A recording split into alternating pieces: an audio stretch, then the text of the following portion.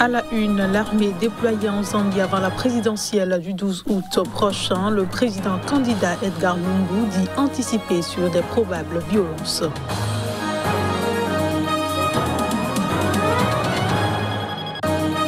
Inquiétude après l'arrestation de plusieurs députés critiques en Tunisie, Maher Zid et Mohamed Hafez, deux députés du mouvement islamo-nationaliste Al-Karama, ont été arrêtés ce week-end.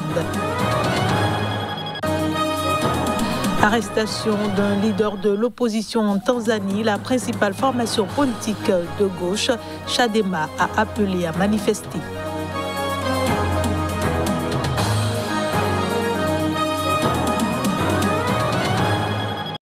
Voilà pour le sommaire de ce journal. Bonsoir et bienvenue à tous. Deux députés du mouvement islamo-nationaliste Al-Karama, alliés du parti Ennahda, ont été arrêtés, a annoncé ce dimanche le chef de leur parti. Plus tôt dans la semaine, c'est le député indépendant Yassine Ayari qui avait été lui aussi mis aux arrêts. La crainte d'une dérive autoritaire a poussé certains observateurs à exprimer dimanche leurs inquiétudes. Reportage. Les députés Maher Zid et Mohamed Hafez sont en détention provisoire dans le cadre d'une enquête de la justice militaire, a expliqué sur Facebook le chef du parti d'Al-Karama, un parti ultra-conservateur allié d'Ennahda. Vendredi, un député indépendant, Yassine Ayari, qui dénonçait aussi un coup d'État militaire, a été arrêté en application d'une condamnation à 2 mois de prison prononcée fin 2018 pour avoir critiqué l'armée selon la justice militaire tunisienne. Ils ont tous les trois en commun d'avoir dénoncé les mesures prises dimanche dernier par le président Sayed qu'ils estiment être un coup d'État.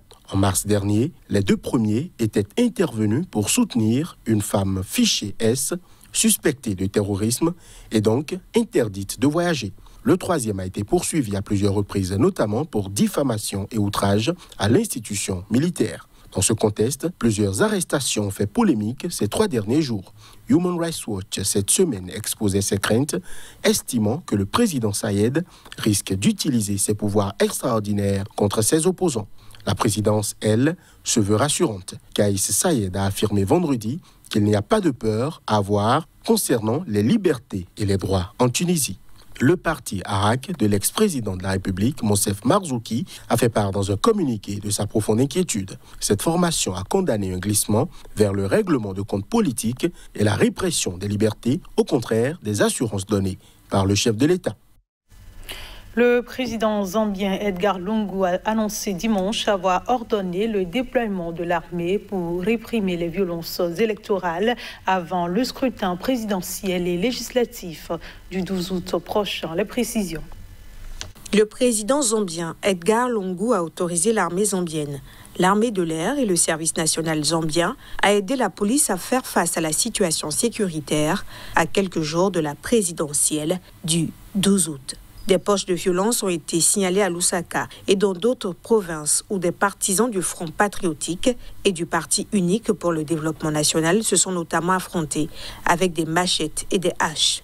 Bien que la commission électorale ait interdit les réunions électorales en raison du Covid-19, des affrontements entre partis politiques rivaux se sont poursuivis face à des forces de police pas assez nombreuses. Le maintien de l'ordre public est une corvée quotidienne de la police, mais elle a parfois besoin de l'aide d'autres services de sécurité, a ajouté le président zambien. Dans un rapport publié fin juin, Amnesty International avait mis en garde contre les répressions brutales de toute opinion dissidente menée par le président zambien, qui menace, selon l'ONG, le déroulement de la présidentielle dans un pays où les droits humains sont en crise. Des organisations de la société civile ont qualifié le déploiement de l'armée de dernier recours du pouvoir. Laura Miti, directrice d'une ONG, a jugé le déploiement de l'armée inexplicable du point de vue de l'état de droit. À 64 ans, l'actuel président est candidat à un second mandat controversé. Il avait été élu en 2016 à l'issue d'un scrutin dont les résultats ont été contestés par l'opposition. Le principal rival de Lungu, Hakainde Hichilema, a été arrêté à plusieurs reprises depuis qu'il a commencé à briguer le fauteuil présidentiel.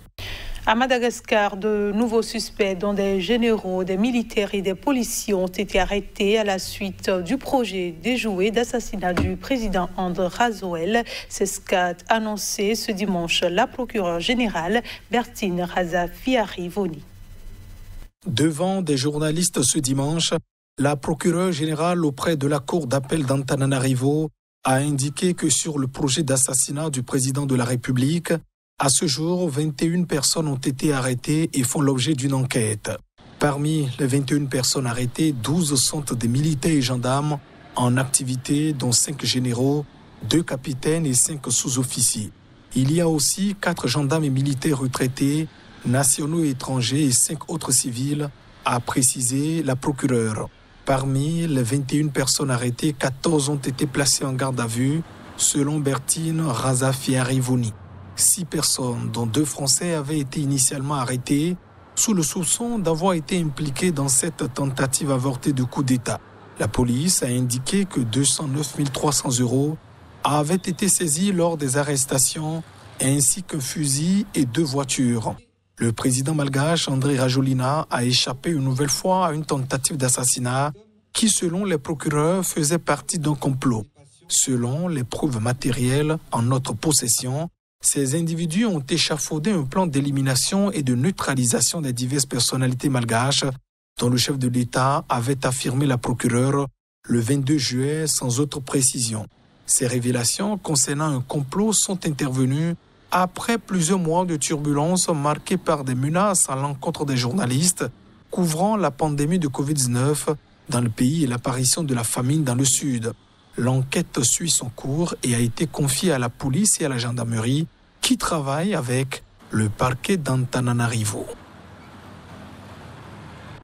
Je le disais en titre, en Tanzanie, le ton est la colère dans le rang de l'opposition. La principale formation politique de gauche, Chadema, appelée à manifester contre l'arrestation de son leader. Ses responsables affirment par ailleurs avoir déposé un recours en justice contre les accusations de terrorisme.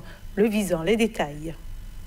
Le président du parti Chadema, Freeman Mbowe, a été arrêté il y a 10 jours avec d'autres figures dans une ville du nord-ouest où il prévoyait un rassemblement pour demander des réformes constitutionnelles.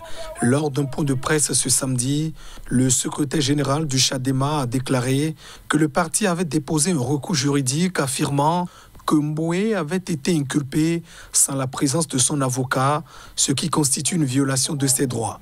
Le conférencier a également exhorté les membres et les partisans du parti à manifester pacifiquement contre les accusations fabriquées visant le président de la formation avant la prochaine audience prévue le 5 août. Un tribunal tanzanien a décidé mardi de poursuivre Freeman Mbowe, âgé de 59 ans, pour financement du terrorisme et complot terroriste, des infractions qui ne permettent pas de libération sous caution. Le raid de la police et les accusations de terrorisme contre Mbowe rappellent les méthodes musclées de l'ancien président John Magufuli, décédé en mars, et qui ont suscité l'inquiétude des ONG de défense des droits humains et des chancelleries occidentales. Les États-Unis ont exhorté la nouvelle présidente, Samia Suluhu Hassan, à garantir les libertés de tous les Tanzaniens. Ce journal se poursuit. Au moins 249 rhinocéros ont été tués au cours des 6 premiers mois de l'année en Afrique du Sud. Cela représente une hausse d'un tiers par rapport à la même période de 2020. C'est ce qu'a annoncé la ministre de l'Environnement. L'Afrique du Sud abrite près de 80% de la population de rhinocéros de la planète. Au premier semestre, au moins 249 y ont été tués, soit 83 de plus qu'à la même période de l'année dernière, a indiqué la ministre de l'Environnement dans un communiqué. Le test précise que 132, soit plus de la moitié, l'avaient été dans le célèbre parc national Kruger, situé au nord-est. La levée des mesures les plus strictes pour endiguer l'épidémie du coronavirus semble avoir abouti à une augmentation du braconnage des rhinocéros sur les 6 premiers mois de 2021, avec une pression accrue des braconniers dans 3 régions comptant de nombreuses réserves de rhinocéros privés, a indiqué la ministre. En février, elle avait au contraire annoncé une baisse comparable sur 2020 par rapport à 2019, due en partie aux restrictions du mouvement lié à la pandémie. Les braconniers chassent les rhinocéros pour répondre à la forte demande de leurs cornes en Asie où elles sont utilisées en médecine traditionnelle ou pour leurs prétendues vertus aphrodisiaques. Et puis en Allemagne, des centaines de personnes hostiles au confinement ont bravé l'interdiction de manifester. Elles se sont rassemblées illégalement dans les rues de Berlin, provoquant des échauffourées avec la police. La police accuse certains manifestants d'avoir harcelé et attaqué des agents. Reportage. La manifestation était organisée par le mouvement Kehr den Kehr, entendez libre penseur, qui s'est imposé comme la principale voix critique contre les restrictions sanitaires imposées en Allemagne. La justice avait pourtant interdit plusieurs de ces manifestations prévues ce week-end, notamment celle de dimanche qui devrait rassembler quelques 22 500 personnes. Le tribunal a estimé qu'il ne pouvait autoriser la tenue de ces rassemblements de crainte que les participants n'enfreignent les règles relatives au port de masque et à la distanciation sociale, alors que le nombre d'infections en Allemagne repart à la hausse. Ils ont essayé de briser la chaîne policière.